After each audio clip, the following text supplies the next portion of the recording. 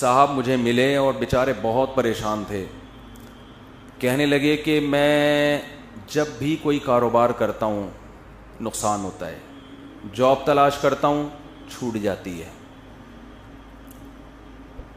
اور کہہ رہے ہیں ایک دفعہ نہیں درجنوں بار کے تجربے ہیں.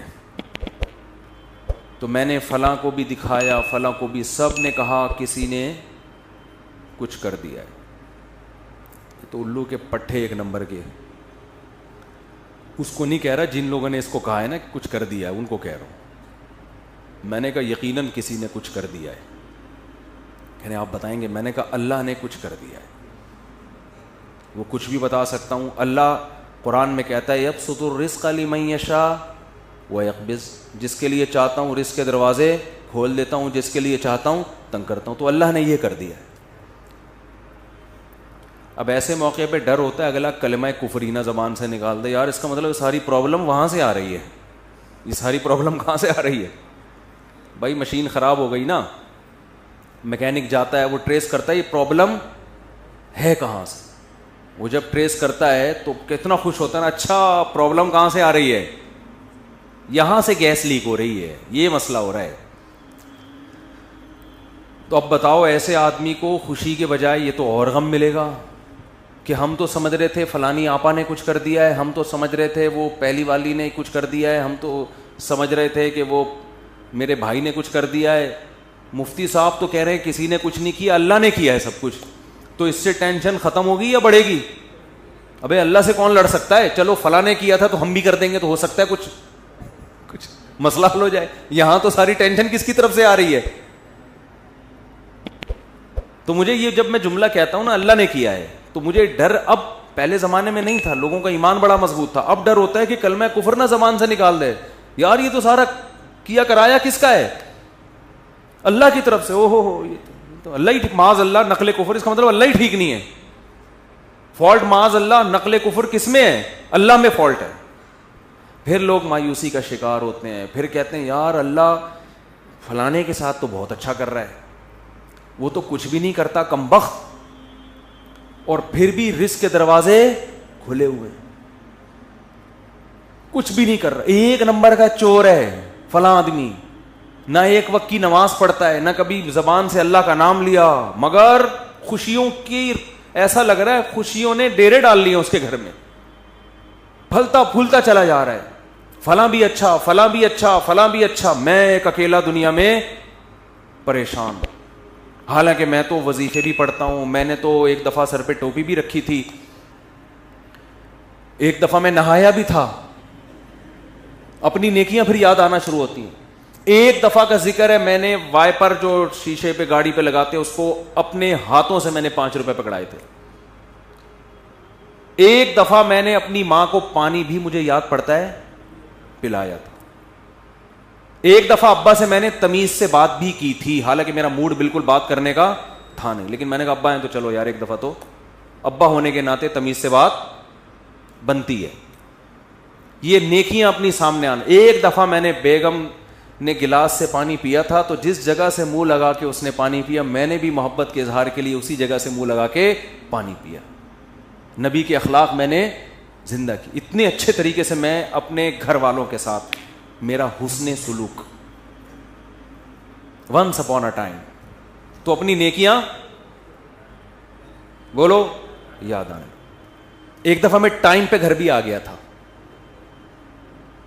ایک دفعہ بولو ٹائم پہ گھر آ گیا. جتنی دیر میں بیوی سے شادی سے پہلے موبائل پہ بات کرتا تھا, شادی کے بعد ایک دفعہ میں نے 10 سال میں ایک دفعہ اس سے اتنی دیر فیس ٹو فیس بات کی ہے اور برداشت بھی کیا.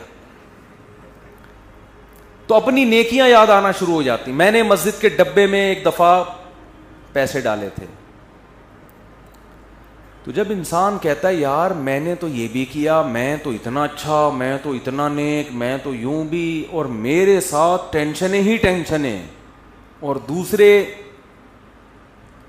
کچھ بھی نہیں کر رہے, وہ تو مسجد کے ڈبے چوری کرتے ہوئے پکڑے گئے ہیں. ٹھیک ہے نا, بیویوں کو مارتے ہیں, پیٹتے ہیں, ماں سے اچھا سلوک نہیں, باپ سے اچھا سلوک نہیں, ان کے ہاں رزق کی ریل پیل, تو اس کا مطلب معاذ اللہ نقل کفر، کفر نباشت، فالٹ کہاں ہے؟ فالٹ تو معاذ اللہ اللہ میں، اللہ ہی ٹھیک۔ وہ منہ سے بول بھی رہے ہوتے ہیں پتہ نہیں اللہ کو میں ہی ملاؤں گے۔ ایک صاحب کے بچے کا انتقال ہو گیا، بہت عرصے بعد ان کو اولاد ملی بیچاروں کو، چھوٹا بچہ تھا اس کا، وہ اللہ نے اٹھا لیا۔ غم ہوتا ہے انسان کو، داڑھی بھی ہے، نماز بھی پڑھتے ہیں۔ ایک دن کہنے لگے مجھے یار پتہ نہیں اللہ کو میرے ساتھ کیا مسئلہ ہے، اللہ تعالیٰ معاف فرمائے، ایسی باتیں نقل کرتے ہوئے بھی ڈر لگتا ہے، کہتے نہیں اللہ کو میں ہی ملا ہوں، کوئی اولاد ہو ہی نہیں رہی تھی، اتنے عرصے بعد دی ہے تو اللہ نے بچہ اٹھا لیا۔ تو یہ بھی حالت ہوتی ہے لوگوں کی، تو خوب سمجھ لو، بہت اچھی طرح سے بات سمجھو۔ یہاں آپ سے چند ٹیکنیکل قسم کے فالٹ اللہ میں نہیں ہے، فالٹ کس میں ہے؟ فالٹ آپ میں ہے۔ آپ نے اپنے آپ کو زمین کا باپ سمجھ لیا ہے، آپ پہ آپ کی مرضی بالکل بھی نہیں چلے، یہ اللہ کو بالکل بھی پسند نہیں ہے کہ آپ پہ آپ کی مرضی چلے۔ اللہ کہہ رہا ہے یبسط الرزق لمن یشاء، جس کے لیے میں چاہوں گا رزق کے دروازے کھول دوں گا، یہ نہیں کہ جس کے لیے آپ چاہو گے۔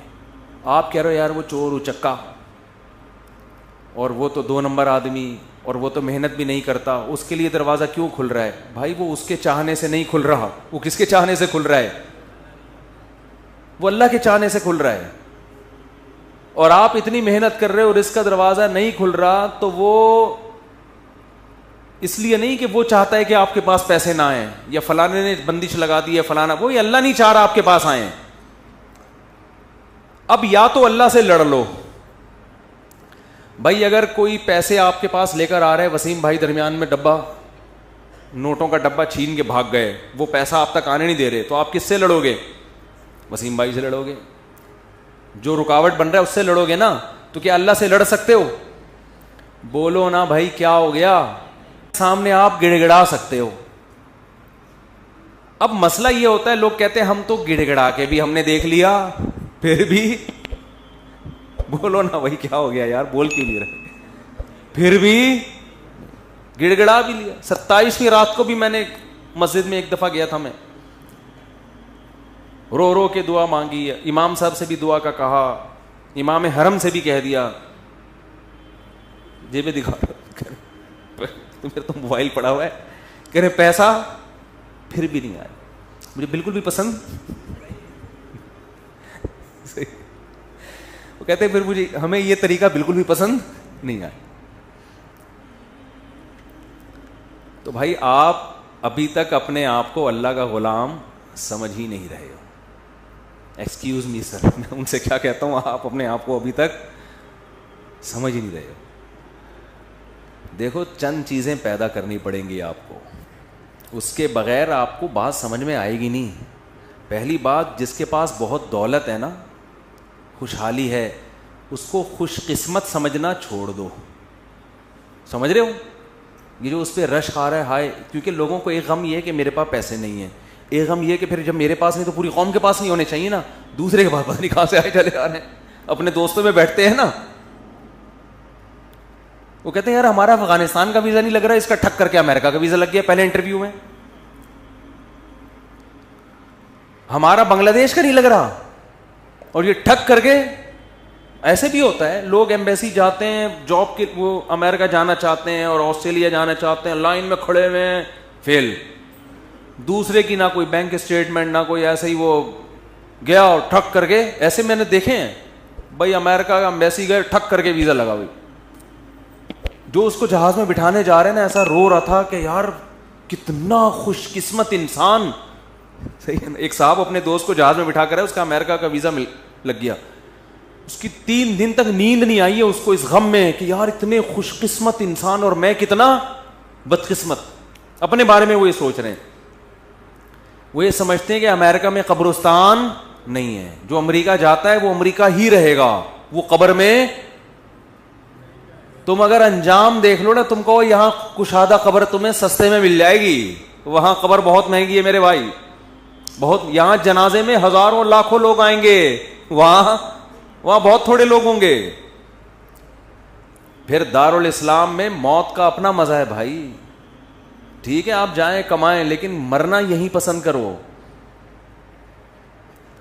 اس کی بڑی ویلیو ہے کہ آپ دفن کہاں ہو رہے ہیں. لوگ کیوں مدینہ میں مرنا پسند کرتے ہیں؟ امام مالک بھائی نبی کے شہر سے جنازہ اٹھے تو نبی کے شہر سے نہیں کہ اسلامی ملک سے ہی اڑ جائے.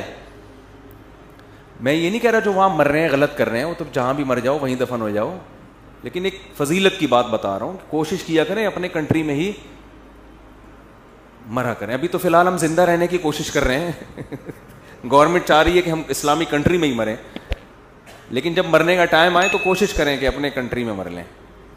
تو اب مجھے پہلی بات تو یہ دماغ سے نکال دو کہ جس کے پاس بہت دولت ہے, بہت خوشیاں ہیں, چاہے وہ دولت یا اس کی سیٹنگ کامیاب ہو گئی, آپ کی والی سے اس کی ہو گئی, یہ بھی تو ہوتا ہے نا, تو یہ دماغ سے نکال دو کہ وہ بہت خوش قسمت ہے. یہ آپ کی بہت بڑی بھول ہے. خوش قسمتی کا اس سے قطعاً کوئی تعلق نہیں, کوئی تعلق نہیں. قارون سے پھر تو زیادہ خوش قسمت کوئی تھا ہی نہیں. کیا خیال ہے اگر یہ اس کے پیسے آنے سے, پھر تو ہمارے سابق صدر دنیا کے کامیاب ترین انسان, ہم سب کو ویسا بننا چاہیے. اس کا تو کوئی تعلق ہی نہیں. پھر اس کا مطلب یہ ہوا کہ فرعون بہت خوش قسمت تھا اور موسیٰ معاذ اللہ بہت بدقسمت تھے, کیونکہ فرعون تو موسیٰ علیہ السلام کو یہی تانے دیتا تھا کہ ان کے پاس تو نہ سونے کے کنگن, نہ ان کے پاس باغات ہیں, نہ ان کے پاس پراپرٹی ہے, نہ ان کے پاس محلات ہیں, کھانے پینے کے تو یہ محتاج ہیں. بے روزگاری کیا 10 سال بکریاں چرائی ہیں. آج کا کوئی بے روزگار بکریاں تھوڑی چرا رہا ہے جو وہ خودکشیوں کی طرف جا رہا ہے. 10 سال موسیٰ کلیم اللہ, اس وقت موسیٰ علیہ السلام سے بڑا روئے زمین پر کوئی شخص نہیں تھا, اللہ کو انتہائی محبوب, مگر کام کیا کر رہے ہیں؟ بکریاں لے کے صبح صبح ریوڑنے کے نکلتے ہیں, پہاڑوں میں جاتے, شام کو واپس, اور اپنا کوئی ذاتی گھر نہیں, سسرال میں رہ رہے ہیں. ایک روم دیا ہوا ہوگا انہوں نے کہ بھئی یہ بکریاں چرانے کے لیے ہم نے ان کو رکھا ہوا ہے, کیونکہ جن بزرگ کے گھر رہتے تھے ان کا بیٹا نہیں تھا نا کوئی, تو ملازم رکھنا, بطور ملازمت کے رہے ہیں. نہیں آ رہی میرا خیال ہے بات؟ اور بکریاں چرانا آسان نہیں ہے, ہم سے پوچھو. 3-4 بکریاں ہم نے رکھی ہوئی ہیں, وہ جو جس کو کوئی غم نہ ہو بکریاں پال لے. حقیقت بتا رہا ہوں آپ کو. کھلاؤ پلاؤ, جب دودھ نکالنے کی باری آتی ہے تو ایسا تکبر, ابے ہمارا کھا کے ہمیں نہیں کھلا رہی یار. میں نے ایک دفعہ بکری کا دودھ نکالا بڑی محنت سے نا, پوری جب بالٹی بہت دودھ جمع ہو گیا تو بالٹی بھری ہے, جیسے ہی میں اٹھنے لگا بکری نے ٹانگ اس کے اندر پوری, لے بھائی, ہم نے کہا اب تم ہی پی لو بھائی. 10 سال کیا کام کیا ہے؟ اپنے ماں باپ سے دور, اپنے بہن بھائیوں سے دور, مدین میں بے روزگار. ایک روزگار ملا ہے اور وہ بھی کتنا ٹف. اور موسیٰ کی پرسنالٹی دیکھو, یہ وہ ہے جس کے ذریعے اللہ مصر میں انقلاب لے کر آئے گا, اور جس کا ذکر آسمانی کتاب قرآن میں سب سے زیادہ کرے گا, نام لے لے کے. قرآن میں جتنا موسیٰ کا نام استعمال ہوا اتنا کسی کا نام استعمال نہیں ہوا. کام کیا ہو رہا ہے؟ بکریاں چرا رہے ہیں. تبھی جو سودی بینک میں جاب کرتے ہیں نا, ہمارے حضرت سے ایک صاحب نے پوچھا کہ یہ سودی بینک میں جاب چھوڑ دیں تو اتنے لوگ کیا کریں گے؟ کیا فرمائے, رکشے چلائیں, ٹماٹر بیچیں. وہ کہتے نہیں میں ٹماٹر کیوں بیچوں. آپ نے یہ خود اپنا ایک معیار بنایا ہوا ہے کہ میں اس لیول کا آدمی ہوں. یہ آپ کا, یہ اللہ نے نہیں بنایا آپ کو. حلال حرام کمانے پر کی آپ کو اجازت نہیں ہے. بے شک آپ کو رکشہ چلانا پڑے, بے شک آپ کو گول گپے بیچنا پڑے, بے شک آپ کو ٹماٹر بیچنا پڑے. یہ آپ کی اپنی تھنکنگ ہے کہ ٹماٹر بیچنے والا ناکام اور دنیا کا پست ترین انسان. یہ آپ کا خود ساختہ نظریہ ہے. اللہ کی نظر میں یہ نظریہ قابل قبول نہیں ہے. یہ تو آپ نے اپنے لیے متعین کیا کہ مجھے جی ایسی گاڑی چاہیے, جیسے میں بینک میں مینیجر تھا نا, ایسے ہی جاب جب مجھے ملے گی 3 پیس سوٹ ٹائی میں گاڑی میں بیٹھ کے کسی کمپنی میں جاؤں گا اور اتنی ہی تنخواہ ملے گی, تو اس کا مطلب مجھے حرام کا متبادل مل گیا. تو وہ تو متبادل مل گیا, اب کیا ہے؟ وہ تو کسی کو بھی مل جائے تو وہ چھوڑ دے گا. ایسا نہیں ہے. آپ کو حرام کی طرف جانے کی اجازت بولو نہیں ہے. ٹماٹر بیچنے پڑے آپ کو, یہ تو آپ نے خود متعین کیا ہے. تو پہلا تو آپ جس کے پاس دولت ہے اس کو خوش قسمت سمجھنا ختم کر دیں. یہ بہت بڑی میں کہتا ہوں یہ اتنی بڑی بے وقوفی ہے نا کہ جس کو پتا ہے موت بھی ہے آگے. مجھے لوگ 50 سال میں آ کے بتا رہے ہوتے ہیں میری اتنی پراپرٹی. میں کہتا ہوں تیری زندگی کتنی بچی ہے یار, 10-20 سال تو ٹھک ٹھک ٹک کر گزرتے ہیں.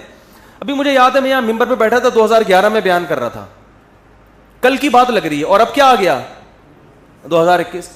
تو ان 10 سالوں میں میرا اپنا بنگلہ ہو یا نہ ہو, کرائے کے گھر پہ رہوں یا بکریاں چلاؤں, اس میں کیا فرق پڑتا ہے؟ 10-20 اور رہ گئے ہوں گے اگر ہم.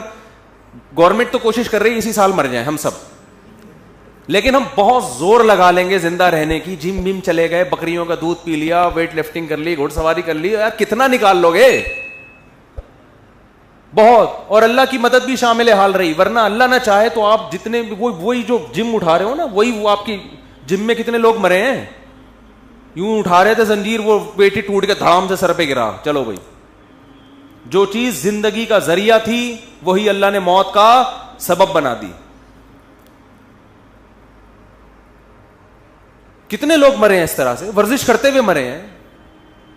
جو چیز ڈاکٹر نے ٹیکا لگایا تاکہ بچ جائیے, وہی ٹیکا ری ایکشن کر گیا, مر گیا بندہ. تو کب تک لڑو گے بھائی؟ تیار رہو بھائی. جتنے جم ویم میں کچھ بھی نہیں ہے, جب اللہ چاہے گا کٹاک. میرے گارڈ ہے نا, میرے ساتھ جا رہے تھے, ایک بوڑھے میاں قریب سے گزرے, وہ گارڈوں کو نا طنز کیا انہوں نے, ان سے کچھ نہیں ہوتا اللہ مارنا چاہے گا ویسے ہی مار دے گا. بات صحیح ہے, لیکن اس موقع پہ ٹھیک نہیں ہے.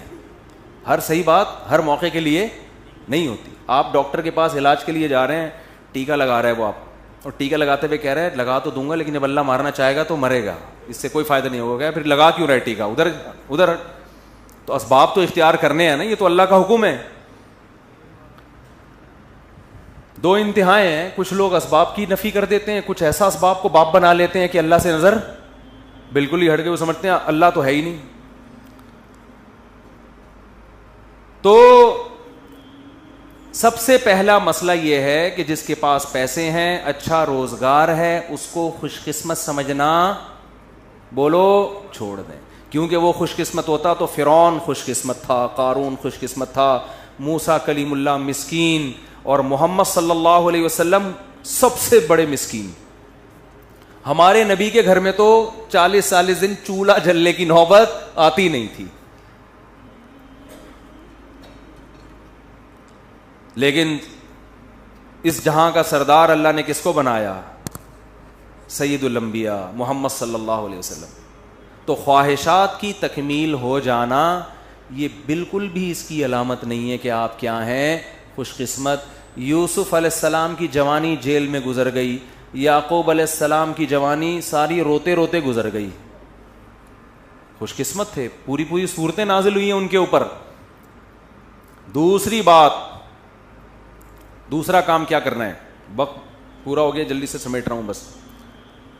دوسرا کام یہ کرنا ہے کہ دنیا کو مسافر خانہ سمجھنا ہے اور اپنی ضرورتوں کو محدود. ضرورتوں کو کیا کرنا؟ جب تک مسافر خانہ نہیں سمجھو گے تو پھر ضرورتوں کی فہرست بہت, پھر بحریہ ٹاؤن پورا بھی آ جائے گا نا, کم ہے. کچھ بھی نہیں ہوتا بھائی بحریہ ٹاؤن میں پلاٹ ملنے سے, اتنا نہیں کوشش کرو مل جائے, اچھا ہے. نہیں ملا کچھ بھی نہیں ہے, وہ بحریہ ٹاؤن کا مالک مر جائے گا تھوڑے دنوں میں. ایسا نہ تھوڑے دنوں مر کے میرے اوپر ڈال دیں کہ اس کو کیسے پتہ چلا تھا. مطلب یہ کہ چند سال میں مرے گا نا وہ. بھائی بہت لوگ پکڑتے ہیں آج کل باتوں کو, اللہ نہ کرے وہ مر گیا تو لوگ بولیں گے انہوں نے کیسے بول دیا تھا تھوڑے دنوں میں مرے گا. اس کا مطلب مارنے میں ان کا بھی ہاتھ ہے. مرے گا بھائی. جو بحریہ ٹاؤن کا مالک ہے, جو بنانے والا ہے, تھوڑے دنوں میں اس کا جنازہ اٹھے گا. تو میرا اور آپ کا, ہم کس کھیت کی مولی ہیں؟ ہم 2-4 پلاٹ لے کے, یار میری بھی بلڈنگ میرا پلاٹ, اور جس کو نہیں مل رہا وہ ڈپریشن میں جا رہا ہے. یار سب سے بدترین انسان اللہ کی نظر میں وہ ہے جو دیواروں اور اینٹوں سے دل لگائے. یہ بتا دوں, یہ پیغمبروں کی تعلیمات ہے. سب سے بدترین اللہ کی نظر میں وہ ہے جو دیواروں اور اینٹوں سے دل لگائے. کیونکہ جو باقی جتنی چیزوں سے دل لگاؤ گے نا وہ استعمال ہو جاتی ہیں. خربوزے سے دل لگاؤ گے, کھا کے مزہ آئے گا اور دل بھر جائے گا, کتنے خربوزے کھا لے گا آدمی. انار سے دل لگاؤ گے, انار کھاؤ گے, 2 کھا لو گے, 3 کھا لو گے, اور وہ استعمال ہوگا, جذب بدن بنے گا, صحت ملے گی اور فٹ فاٹ. آپ کی زندگی وفا کرے گی. یہ لذت ایسی ہے جو کیش کرا لو گے آپ. یعنی زندگی میں اس کا فائدہ اٹھا لو گے. کپڑوں سے دل لگاؤ گے, پہن کے مزے اڑا لو گے کپڑوں کے. جوتوں سے دل لگاؤ گے, پہن کے مزے اڑا لو گے. تعمیر سے دل لگاؤ گے تو تعمیر میں جتنی انویسٹمنٹ کرو گے اتنی آپ کی زندگی ہے نہیں, اس کا فائدہ اپنی زندگی میں اٹھا نہیں سکتے. جتنا سریا آپ پلر میں ڈالو گے نا اتنا اپنی ہڈیوں میں کیلشیم نہیں ڈال سکتے آپ کی ہڈیاں بوسیدہ ہو جائیں گی اور وہ پلر کھڑا رہے گا. نہیں آ رہی بات؟ اس لیے کرائے کے گھروں میں بھی وہی مزے ہوتے ہیں جو ذاتی گھروں میں ہوتے ہیں.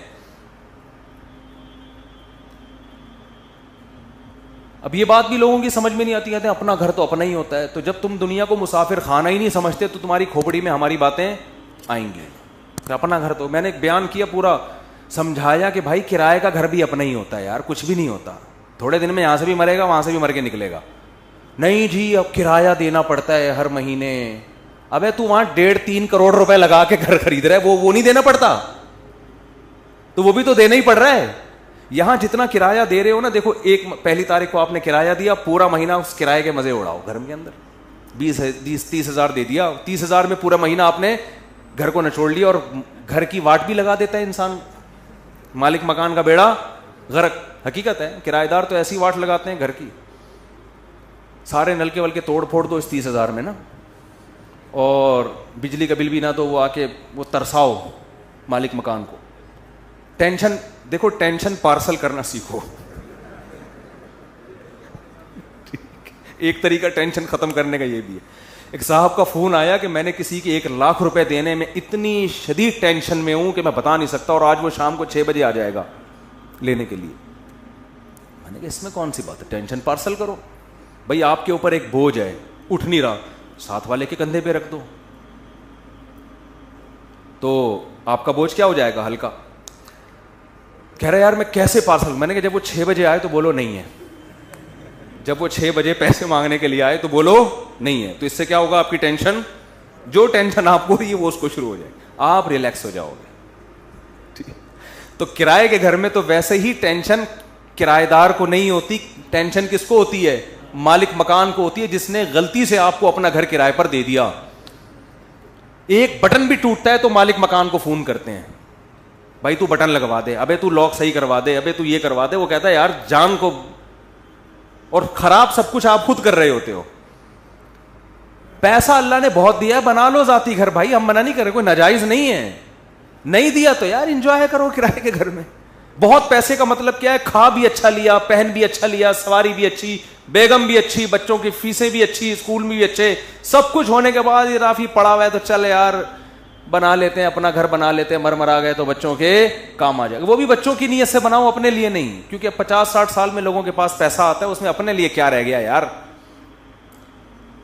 اپنے لیے کیا رہ گیا, اپنی تو زندگی ختم نا. اب کیا 10-20 سال کے لیے اپنا, اور تو کرائے پہ گزارا کرے بس. اب تو پینٹیں کرائے پہ مل رہی ہیں.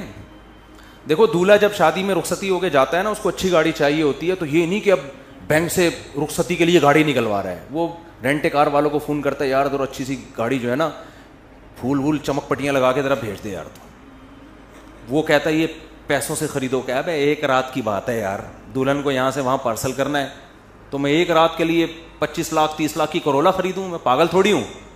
تو یہی گھر میں بھی سوچ لیا کرو, 10-20 سال کی بات ہے یار, وہ بھی اگر گورنمنٹ سے بچ نکلے, ٹھیک ہے نا, 10-20 سال کی بات ہے, 15 سال کی, 20 سال کی, 25 کو کوئی ویلیو نہیں ہے, اتنا نہیں ہے یہ آپ سمجھ رہے ہو, پتہ نہیں 20-25 کیا ہوتا ہے, کچھ بھی نہیں ہے.